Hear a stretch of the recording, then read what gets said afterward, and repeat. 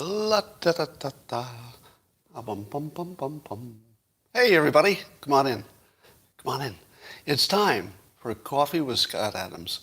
Once again, as always, what? Yes, the best thing in the universe, the known universe, that I will allow that there's a possibility that outside the known universe there might be something better than this, but I kind of doubt it, frankly.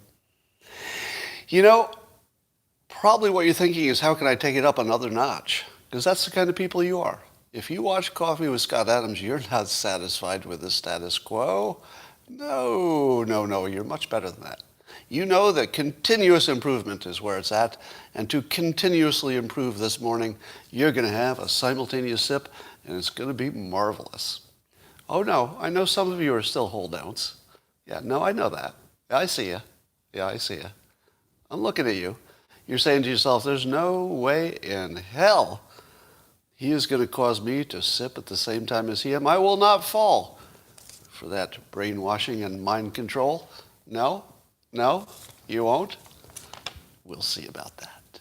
And for the rest of you who have discovered the unbridled joy of the simultaneous sip, the rest of you can sit there in sadness and silence while we have an amazing experience. And all you need is a cup or a mug or a glass, a tankard, chalice, stein, canteen, jug, and flask, vessel of any kind. Fill it with your favorite liquid. I like coffee. And join me now, all the amazing, smart, and sexy people, for the unparalleled pleasure, the dopamine hit of the day, the thing that makes everything better. Go!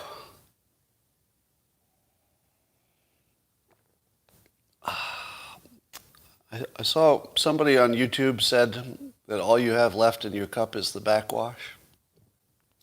Well, if you think that's not good enough, you have not experienced the simultaneous sip. Yeah, it'll make the backwash taste divine. Well, let's talk about all the news. I retweeted a TikTok parody in which there was a woman making fun of the TikTokers who dance goofy, and she was doing a science thing saying you should have controlled trials, etc.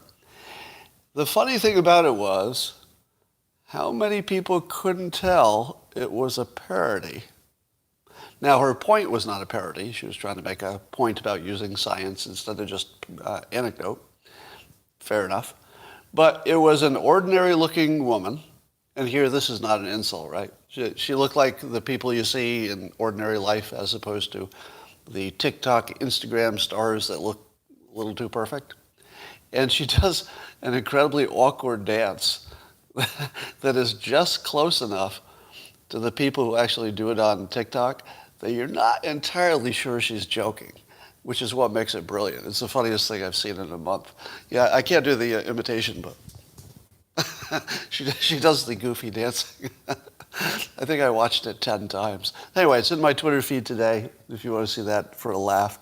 And the laugh is knowing that other people don't know that she's just doing a parody. They can't tell.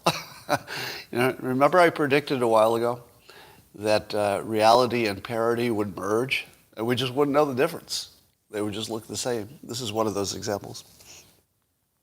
Well, because you have prodded me and poked me and told me, damn it, Scott, you've got to watch the Dave Chappelle comedy special on Netflix, the new one, and give us your opinion on, did he insult the trans community or the LGBTQ community or anybody else? And so I watched it last night, and I have the following review. First of all, on the dimension of art. If we just judge it for its art, A+. A+. Just about one of the, I don't know, maybe the second best stand-up I've ever seen. The first was Dave Chappelle's last special. I think this is about as good. It's brilliantly constructed because unlike other comedians who get up and tell a bunch of jokes, he builds a structure. He builds a whole structure, and the structure doesn't come together until the end of the show. Now, watching that level of art on top of really, really funny stuff, and the type of humor that he makes me laugh at, I've never even seen. If you watch most comedians who are even name brand comedians, you see the formula. You know what I mean? You see the formula in each joke. You're like, it's one of those. Oh, it's one of the jokes where he says, what if people were like babies? Oh, yeah, because if people were like babies, then when they asked the food, they'd cry. Ha, ha, ha, ha, ha, ha, ha. That's like 90% of all comic acts are the, what if this was like this? But Chappelle makes me laugh as sentences that I can't even tell why they're funny. Somebody in the comments is a little bit ahead of me. Norm Macdonald is the same thing. Well, different. Let's say in the same, let's say general field. They're not that similar. But Norm Macdonald's act is about him making you uncomfortable. And if you don't get that, you don't get his act. This was Norm Macdonald. Likewise, Dave Chappelle came right and told the audience directly he was going to make them uncomfortable and that he was going to go farther than they would feel comfortable. And then he did it amazingly. Like just the level of intelligence and art he brings to his act is really impressive. It's really impressive. It's not like, I don't even think you can put him in the same category as other humorists, really. I mean, he's operating on two levels, and who else is doing that right now? It's kind of rare. So so on the artistic level, A+. Best in the game. Everything about it was good, including the fact he said it was his last comedy special, for at least for a while. So what do you do when you're going to do a show that's going to get you canceled? And you know it. How do you handle that? Well, the way he did it was saying it was his last special, which is kind of brilliant. It's also the third level. So the first level is jokes. The second level is that he's designing a package that you don't fully see until the end of the show. And then the third level is reality. He's playing 3 games at once. Who the hell does that? I mean, seriously, who the hell does that? I mean, it's George Carlin, you could argue, but I think Carlin was really more about the jokes, although he was also playing with the audience's response. But I think Chappelle just takes it to a whole new level. Now, did he insult the LGBT community? I don't know. How would I know? I mean, I just watched it. I don't know how anybody else feels about it. I can't feel what they feel. But did I see it? No. No, I didn't. I didn't see a trace of it. Not a trace. And I don't want to give away the act because there's a reason I say I didn't see a trace of it. And the reveal of why I feel that way would be giving away too much, so I'm not going to tell you that. But do I think that the criticisms are valid? No. No, not even a little bit. Not even a little bit. Not even a trace, not a whiff, not a vapor, not a sniff. Nothing. One small criticism. And it's really small. But I feel like it's worth noting. So part of his defense, and I don't think this is giving away too much, is that he was a good friend and supporter of a specific transgender individual. And the story was compelling, and I won't tell you any more about it. But it rang a little bit like, I've got a black friend, so I'm not a racist. Anybody else get that? Anybody else? Anybody else feel like, yeah, I have this one friend who was trans. It felt a little bit like I've got one black friend, so I'm not a racist. A little bit. Now, at the same time, that's a very unfair criticism. Very unfair criticism. But so is the other one. So is the other one. It reminded me of that other criticism, but I think they're both unfair. Because, and I've said this a number of times, but what is the right response to somebody saying, let's say a typical white person talking to a typical black American and says, I can't be racist, my best friend is black, or my good friend is black. And then the black person says, oh, you got that one black friend thing? Weak. weak argument. It might be. But here's the better way to treat it. It's like, oh, that's great. Maybe you'll have 2 black friends soon. That's the only way to treat that, right? Treating it as a criticism, I think, is completely the wrong direction, because you're basically talking people out of the one good thing they did. If you did one good thing, you made friends with one black person, how about encouraging that? Hey, that's great. It's good to know you have a black friend. I hope he introduces you to some other people and we get something going here. So I'll just tell you I was reminded of that criticism, but it's not a fair criticism. So let me apply this to Dave Chappelle. He had one close trans friend. It's more than you have. Okay, not all of you. Not all of you, I know that. But let's say 90% of you. It's more than you have. So one is more than you have. It's more than I have. I don't have a trans friend, right? I wouldn't have any objection to it, but I just don't have one. And I feel like he should be complimented for that, even though it makes me think of that other thing. All right, Southwest Airlines having a bunch of canceled flights. I think they tried to play that off as weather-related. Apparently it's not. And it looked like the pilots were doing some kind of a sick out or taking their personal days or something. But here's a little bit more on that story. A couple of facts that are relevant. Number one, apparently a lot of the pilots have personal days built up. And if you quit a job and you've got a bunch of personal days, you just lose them. So a lot of the pilots are probably thinking to themselves, I might quit because of the forced vaccination rule. That's the problem. I might quit, so I better take all my personal days now. So some of this is being accelerated by people getting ahead of maybe quitting by taking all the personal days, because you might as well get paid for them. And on top of that, I saw an estimate. This is not an official estimate, just somebody who was observing, believes that something like 80% of pilots are ex-military. Didn't see that coming, did you?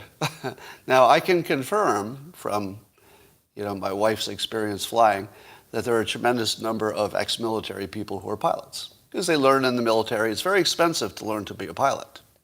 So learning as a private citizen is almost prohibitive, especially if you have a job. But learning in the military is, required, and so they've got that skill, and then they take it into the civilian world. So 80% of pilots are ex-military. Some of them are still fighting for the country. Some of them still patriots, maybe all of them. But apparently this is a group of people that doesn't like to get pushed around. Sorry. Turns out that the ex-military doesn't like to get pushed around. Who saw that coming? Well, here's the problem. The problem is not that society is sort of distributed evenly across, many industries. Some areas of society have concentrations of people, and this is one of them. They have a high concentration of people who don't want to be pushed around. And they also control a vital resource in the country, flying. And apparently enough of them have decided they're just going to not put up with it. And I'm not going to say I agree with them or disagree. So I'm not going to take their position or talk against it. I'm still very, very much the view you all have to make up your own decisions about getting vaccinated or what you do about it. But despite being neutral on their decisions, right? I'm not neutral on my own decisions, but I'm neutral on your decisions. You make your own.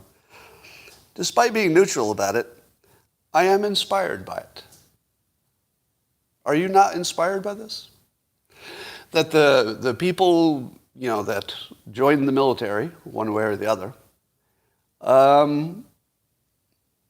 looks like they got another mission. Didn't ask for it, but there it is. So that's one place that there is a large concentration of people who aren't going to get pushed around. It's not the only one. There are some other groups of people. One of them I understand, which I just learned, and I won't tell you my source. He's probably watching right now. But it turns out that in the South, a lot of the major industries are populated to a large degree by black people. One of them is like shipbuilding, military shipbuilding.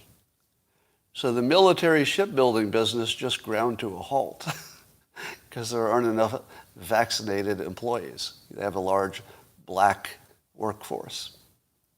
So you're going to see some places where people who don't want to get pushed around for different reasons, they have their own reasons, and I don't agree or disagree.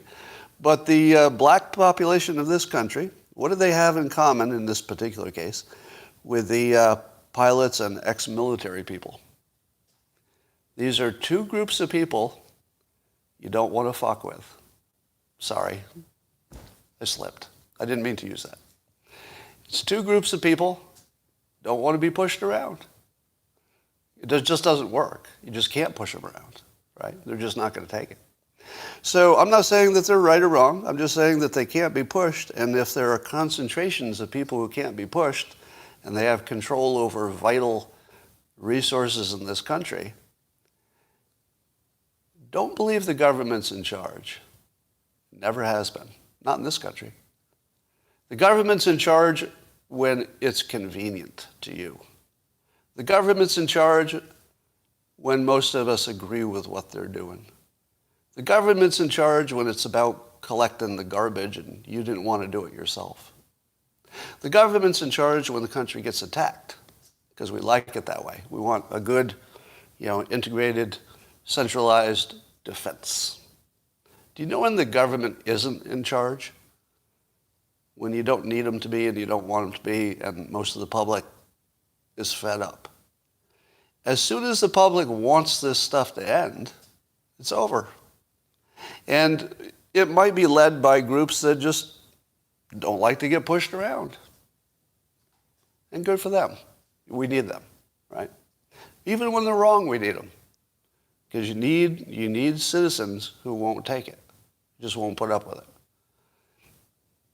So maybe good news coming, but we might have to go through some deprivation for a while. Vaccination mandates are probably going to make life kind of tough on the economy for a little while. It's okay with me. I call that legitimate protest. Totally legitimate, whether I agree with them or not. And by the way, I'm anti-mandate, so I guess I do agree with them. But at the same time, I did get vaccinated. So I asked this question on Twitter.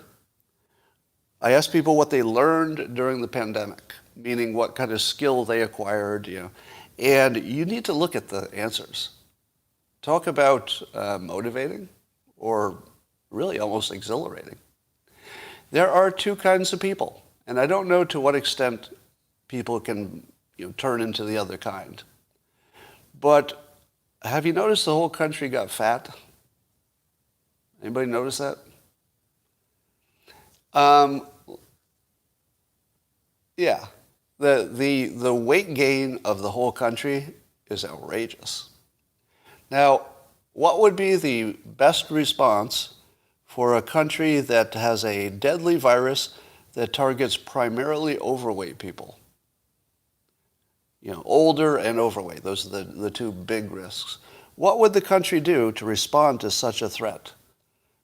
Well, this country got fatter.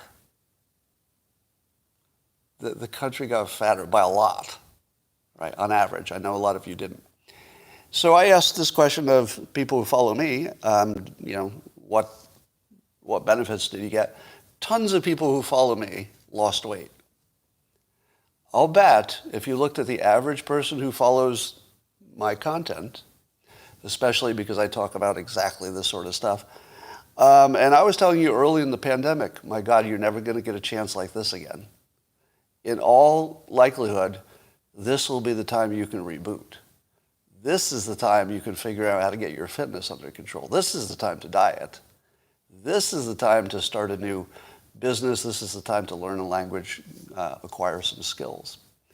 And I've been saying that for people who follow me since the beginning, and then I've been tracking it. And of course, my book, How to Fail at Almost Everything and Still Win Big, is about building what I call a talent stack. And you need to read the comments.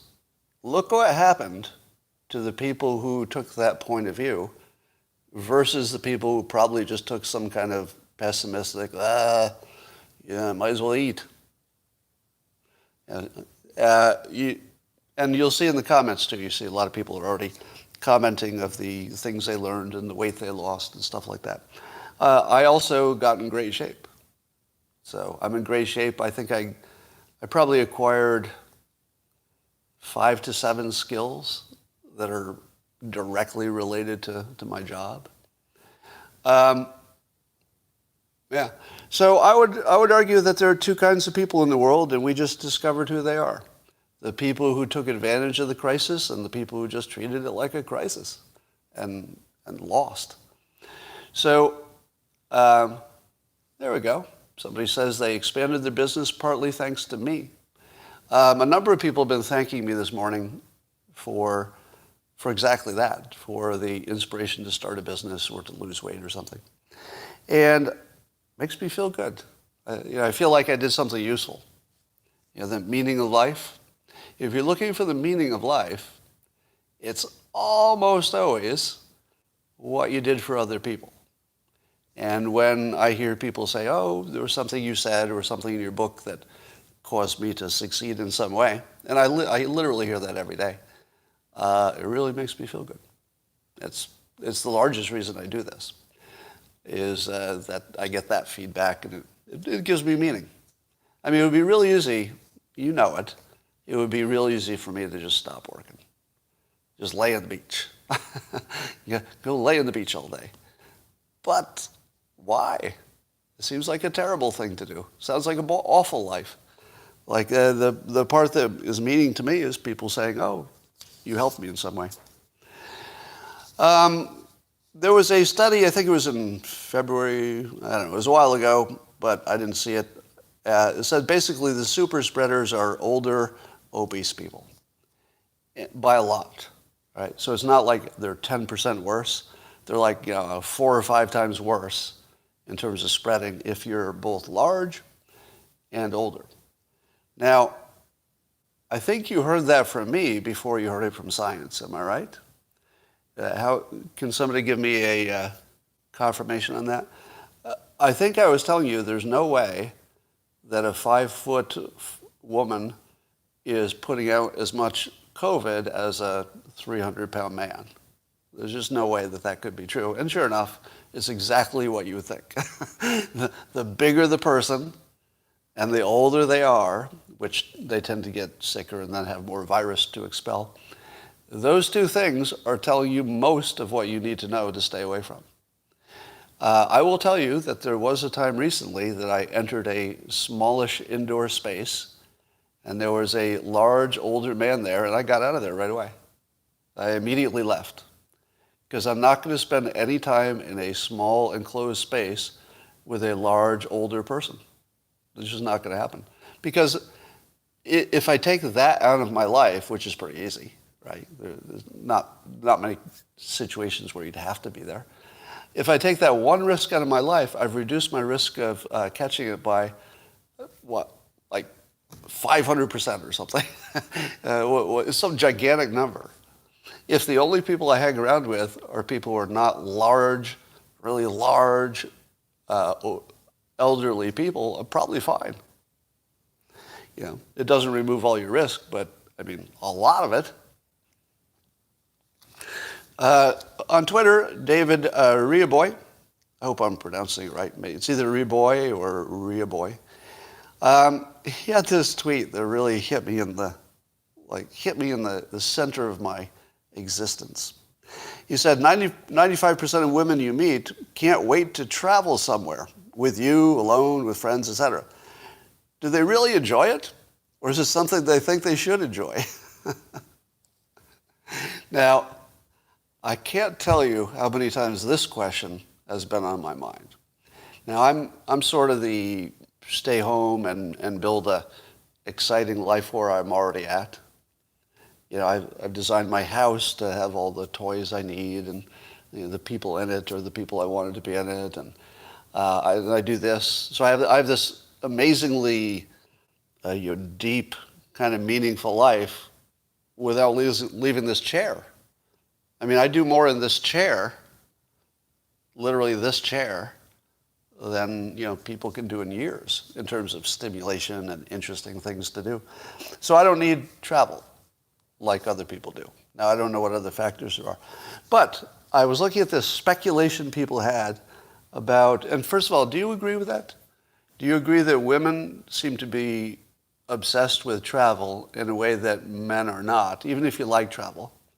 Women have, got to travel. It's almost like they have to. So, yeah, I'm seeing confirmation of that. So a lot of people saying the same. I thought it was just me. I thought that there was some weird coincidence in my life that whenever I met a female, the only thing that could make them happy is travel. Let me say it again. It's the only thing that can make them happy. And they'll tell you that in exactly those words. Only one thing can make me happy. Lots of travel. Have you heard that? On whose dime, exactly? So, I mean, it's easier to travel if somebody else is paying for it. All right, so here are the reasons that, and I don't understand why exactly, but here are the speculations, mostly from men.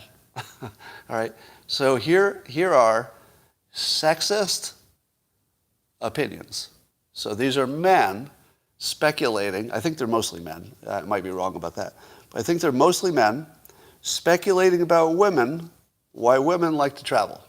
Are you ready for some super sexist opinion here? All right, one is, somebody said that women like to travel because, quote, it costs a lot of money. In the comments, I want to see if you agree or disagree. Now, there's not one reason, right? It's going to be a variety of reasons. But does that one fit into any of your model? That women like to travel because it costs a lot of money. See, mostly no's. No's. Nobody? Nobody wants to go with that one? I see one yes, a few yeses. All right, let me put a little more meat on that, all right? Somebody else used this phrase. It's signaling on social media. That it's a way to signal some kind of success or freedom or something. Now, you're saying yes to that one, right?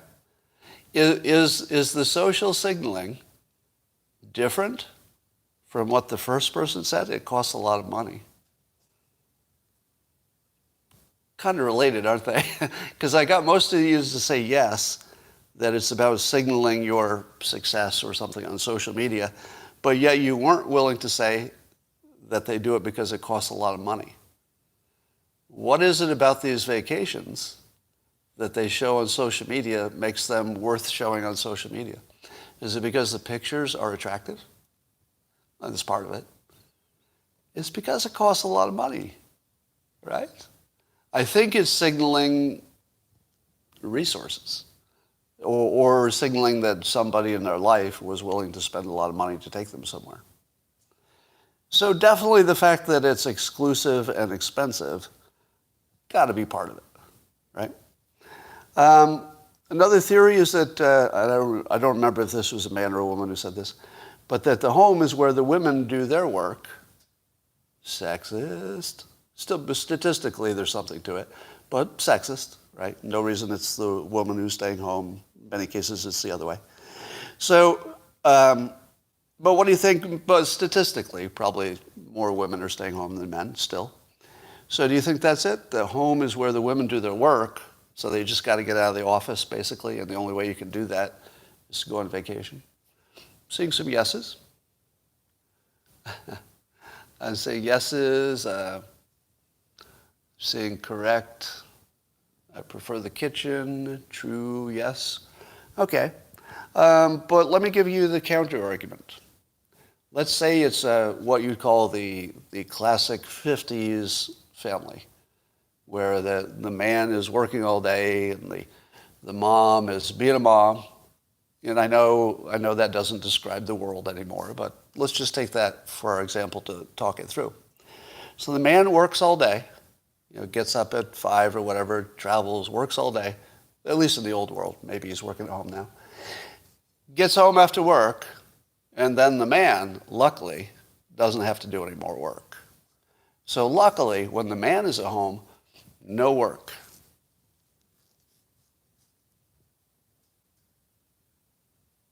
What? What? Why are you arguing with me in the comments? That's the way it works, isn't it? Doesn't the man work all day, and then when he comes home, no more work? It's vacation time. Good times. No, not in the real world. In the real world, the man works all day, and then comes home and starts working again. He just works at home. Like it's his turn to watch the kids, it's his turn to drive, etc. Now, of course, there are other cases I'm seeing in the comments. Somebody saying your husband works and she does everything else. I can see that. Are you saying that when your husband comes home after work, you don't ask him to do anything? So if something's broken, you get out the tools and you fix it, and your husband's on the couch? Is that working at your house? All right, and then the other thing is a change of scenery, but I would think that men would need a change of scenery as much as women, but I don't know. I will tell you that my pet peeve is the two-stop trip. The two-stop trip. As a man, let me tell you the women, and I want to see if any men agree with me, because for the women, might be the first time you hear this. 2% vaxxed in Africa, all right? Lots of times there'll be like a social trip, so it could be something local where you're going to a friend's house, and then you'll have this evening planned. Oh, we're all going to go to this restaurant, or we're going to go to this friend's house. Somebody who's part of the plan will always say, oh yeah, but before that, why don't you come over here for some drinks at my house? Or maybe after that, why don't we go to this other place, a club or bar or something. I hate the two-stop night. One stop, one destination, one thing. I can enjoy that completely. But no, do not try to organize people to go to two places. Everything falls apart. If you go to the appetizer house first, then you drink alcohol and you have to drive, bad enough, to a second place. And then you're full because they serve you appetizers and you feel like you have to eat them. I mean, it ruins the whole night. And on vacation, oh my God, I hate the traveling part. Most of you would agree. The traveling part where you're actually moving to the new place is hell for me. It's just hell. And it's common for whoever I'm with at the moment, Christina, we'll plan a trip and it'll be like, hey, let's go to, let's say, a different country. And I'll be like, grudgingly, because I never love to travel, but I can get talked into it and then enjoy it. So I enjoy it after I go. It's just hard to talk me into it. But somewhere in that plan, almost every time, there'll be, oh, and we'll take 2 days to visit this other country out of our week. The whole vacation is ruined for me. You had that second trip, whole thing's ruined. Anybody? Anybody else? Is there anybody else who agreed with my statement that adding a second trip to anything ruins the whole experience? Yeah, now I'm seeing some no's, but lots of yeses. So women, any women watching this, if you're adding that second place, somebody in your car isn't happy with you, but may not tell you. Just know it. All right, here's a question. Should we all have the same stuff and the same access to things or the same amount of happiness? Which is fair? That we have the same amount of stuff and the same amount of access and rights and stuff, or the same amount of happiness? Which should we manage to? I'm seeing somebody say access. Should we manage to that because we can? All right, how about forget access, because, yeah, you're right, you have to manage access. But how about success? Should we manage to get everybody the same amount of success and money or the same amount of happiness? The goal of life is happiness, right? Right? If you did a poll and found out that everybody was about the same amount of happiness, you're done, are you? And I think if you did a poll, you'd find out people are about the same amount of happiness.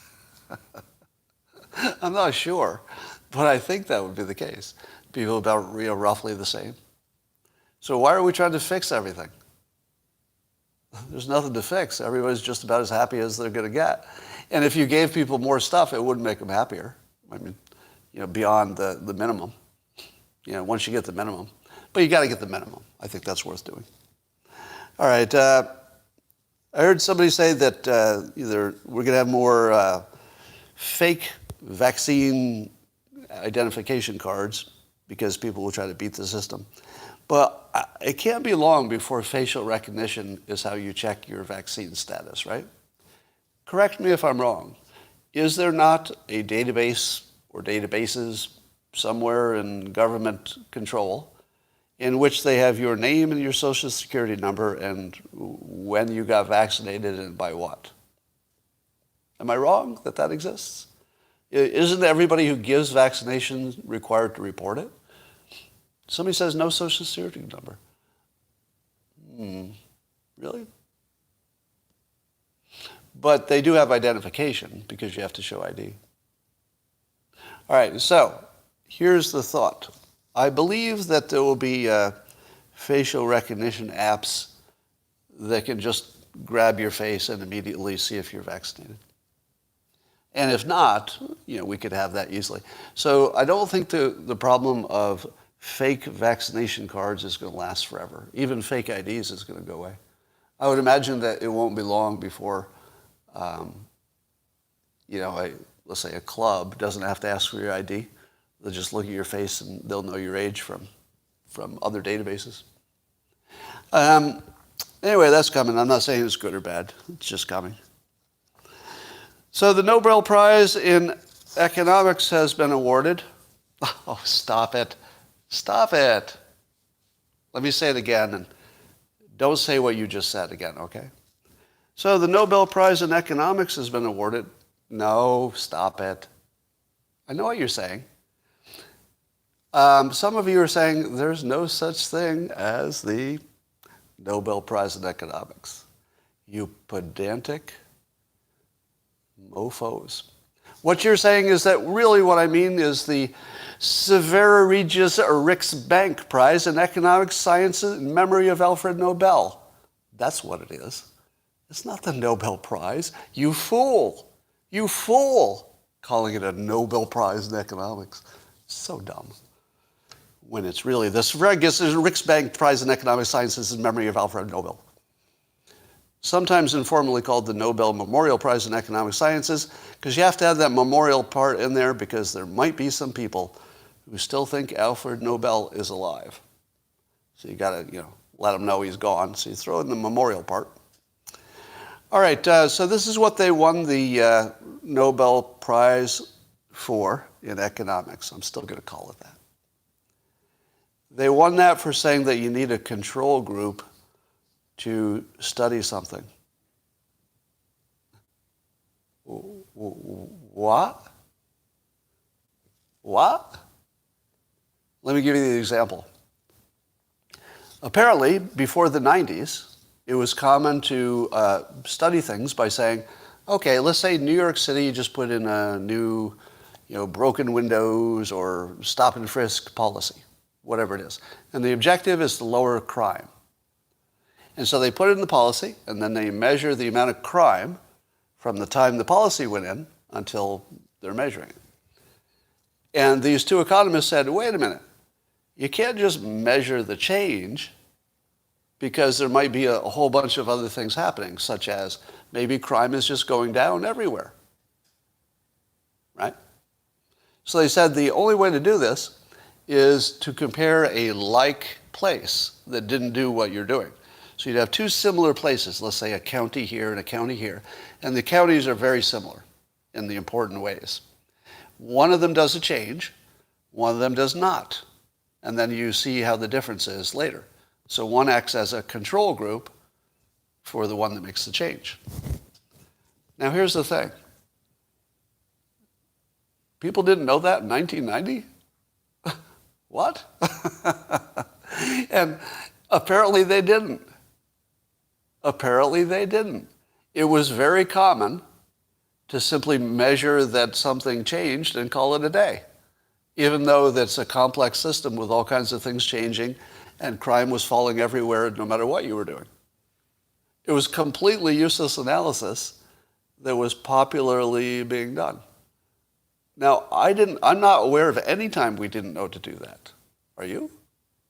Now, I have a degree in economics, so maybe I was closer to the question, but I don't remember any time in my life that I thought I didn't need a control group. And they got a Nobel Prize for that? For duh? Well, not only did they get a Nobel Prize for duh, it's worse than that. They weren't even right. I should have gotten this Nobel Prize. Let me just put that out there. This Nobel Prize should have gone to me because I have improved on their line of thinking, and their line of thinking is completely obsolete. And here is how I should get the Nobel Prize. And it goes like this. You can't compare two complex systems. You can't. You can't compare one county to another. Do you know why? Because you have no idea what else is different. You're guessing. You're guessing that the things that you can see are the ones that matter. Oh, wait. Same number of Democrats to Republicans in these two places. I guess we're done. Looks about the same. No. What have I been telling you since the pandemic began? I told you that every comparison of a country to another country would be wrong. No matter how closely you thought the two countries were similar in lots of other ways, that every comparison of a country to a country would be misleading because there's too much different and you'll never know what. So let's say you're this rational economist and you decide to study, let's say what Sweden did. And so you say to yourself, well, I need whatever's the closest to a Sweden. Let's say just for kicks, you pick Norway. Now, forget about whether they're really similar, right? This is just an example. So you pick Norway, and you say, okay, on the things that seem to matter, Norway and Sweden look similar, so we'll just check the thing that changed, and then we'll know something. Do you see what's wrong with that? How do you know you found all the things that mattered? How could you possibly know that? That's completely irrational. It is completely irrational, 100% irrational, to say that Norway is enough the same because the few things that you looked at in Norway and the few things that you looked at in Sweden, they do look about the same. You don't know what else is going on. You couldn't know. And there's no way to know that what else is going on is meaningful or not meaningful. It is completely unknowable. That is why I told you that no comparison of country to country will ever turn out to be a good idea in the long run. Like we'll figure out that it didn't work. Have I been right so far? Have I? Have I been right so far that every comparison of one country to another only raised more questions and didn't answer anything? Am I right? Yes, I'm frickin' right. And it will never be useful because complex systems can't be compared. You are only guessing that you have controlled the variables. And guessing is the opposite of fucking science. Now, will you give me that one? Will you give me that F word? Anybody? I think that was an appropriate use of the F word right there. Not too much. Kind of came as a surprise. Nice seasoning. I think that was appropriate use. So, and by the way, I'm not kidding a bit. I'm not kidding a bit that the Nobel Prize should have gone to me. Because my research, which is just watching the news, is superior to their entire Nobel Prize winning work. What else have I done to earn the Nobel Prize? Oh, plenty, plenty. Do you know that I created the word Confusably? How many people know that? You can Google it. It's on Wikipedia now, and it's a standard economic go-to phrase. I actually created an economic theory that's part of the literature now. Now, the Confusably idea goes like this. In the old days, we used to say that if two industries were competing and they had similar products, that they would end up having to compete on price. And that eventually, since the only thing they could compete on was price, otherwise the product is the same, that it would drive the profit down to nothing, and eventually those companies would go out of business because they couldn't make profits. Everybody else would compete with them with the same products. Did that happen? No. So the most basic economic belief doesn't happen. And the explanation for that is the Confusably, my economic theory, which is that every industry that knows it would go out of business if it competed on price makes their product intentionally confusing so that you can't compare them. Take insurance. Can you compare two insurance policies? No, it's too hard. Can you really tell if you got the right cell phone plan? Not so much, no. So look for this all over the place. Wherever, mattresses, everything. Wherever there are products that should be competing purely on price, the company has complicated them unnecessarily to the point you can't tell.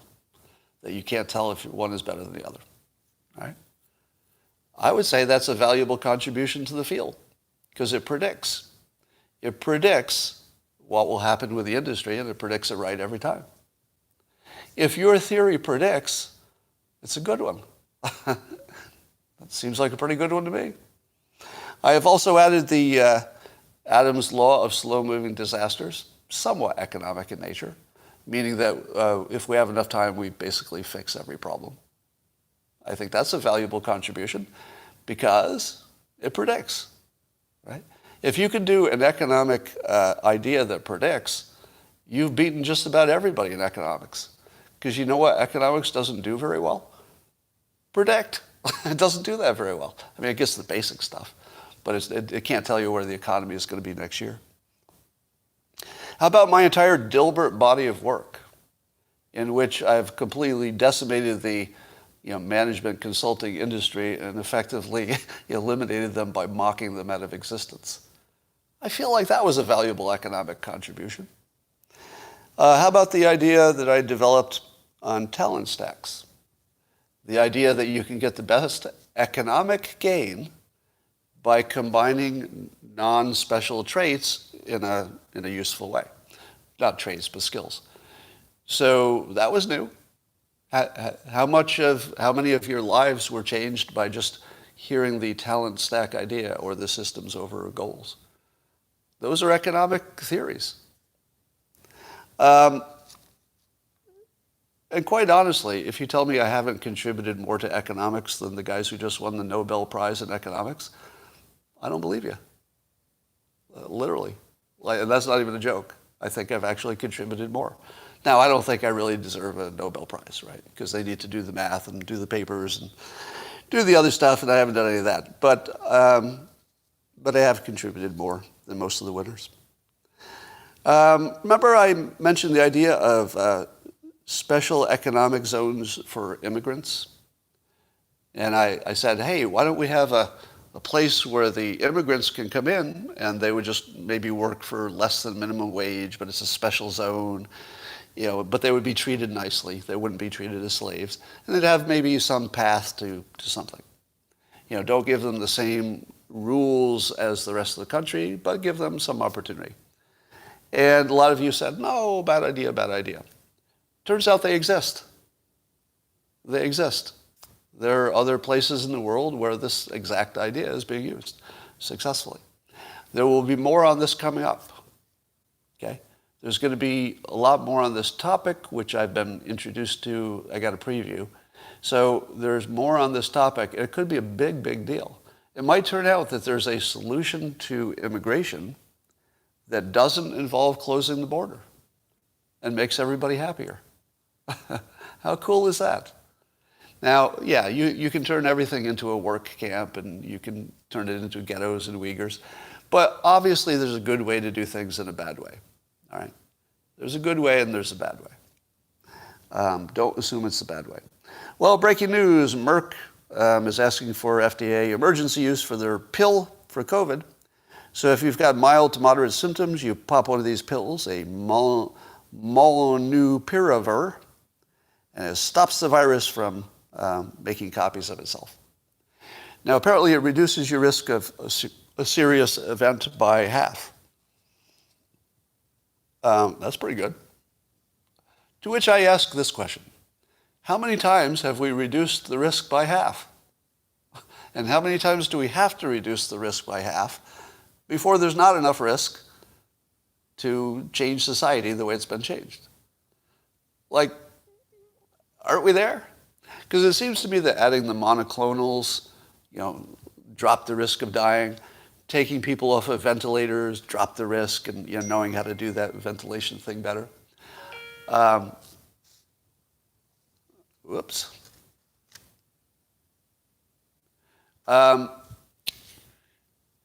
So anyway, I'm just putting that out there. How many times do we have to drop it? All right, here's my idea that I tweeted out.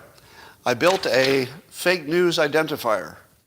This is just a spreadsheet, and I tweeted the link just before I got on here. And here's what it is. Just a spreadsheet. It has a bunch of questions, and you just answer them. Here I've put in this column, and I'll tell you what the questions are in a moment. In this column, I put my weights. This is me personally saying how much you should weight each of these factors. That's my opinion based on living. Other people could put their filter here. So for example, you might say, oh, I identify fake news differently. Here's the question I ask, or here's the weight I would put on this. So you might have other people's filters too. But you would be able to use my filter, my weights that I put on things, and my questions to decide if something is fake news. So let me read the questions, and then for your specific project, you would say, okay, that one doesn't apply. Oh, but that one does. And I know you can't see it. So here's the first question. Is the source anonymous? Now, my weights are on a 1 to 10. I give that a 9. If your source is anonymous, that's a 9 and a 10 for likely fake news. Is the source a disgruntled current or ex-employee? I'd give that a 5. Sometimes the ex-employees are right. Sometimes they're just disgruntled. I give it a 5. Is only one of either CNN or Fox News confirming that it's true? That's a 9. If only one of them says it's even true, that's a 9. Is it too on the nose to be perfect? The story is just too close to the narrative. It's exactly what Republicans expect. Or exactly what the Democrats expect. Probably not. So I gave that one a 7.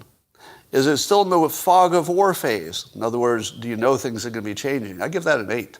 Is it too man bites dog, meaning that the story itself is too unbelievable? Like, wow, could that happen? That's so surprising.